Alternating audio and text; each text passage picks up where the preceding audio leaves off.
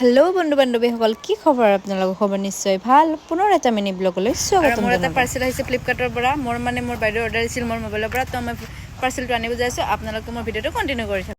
আৰু এতিয়া চাওক বৰষুণ দি আছে আৰু মোৰ লগত যাব কাৰণে তাইও ৰেডি সবতে ৰেডিয়ে থাকে মানে এই বৰষুণটো যাব ৰেডিয়ে থাকে মানে না কি হা সবতে যাব কাৰণে ৰেডিয়ে থাকপতে আগতে তো আমি এতিয়া পাৰ্সেলটো আনিব যাই আছো ইফালে অলপ অলপ বৰষুণো আহি আছে আৰু আমি যাই আছো সেই আগৰ দোকানৰ ওচৰতে আমাৰ দি যায় আৰু এইজন দাদাই পাৰ্সেলটো দি গৈছিল আৰু এয়া মই পাৰ্সেলটো লৈ ললো আৰু আমি এইটো পাৰ্সেল আনিলো আৰু ইয়াত এখন শাড়ী আছে আৰু শাড়ীখন চিফন শাড়ী হয় আৰু চিফন না চিফুং শাড়ী নাজানো মই ভালকে মানে মোৰ বাইদেউজনী অৰ্ডাৰ দিছিল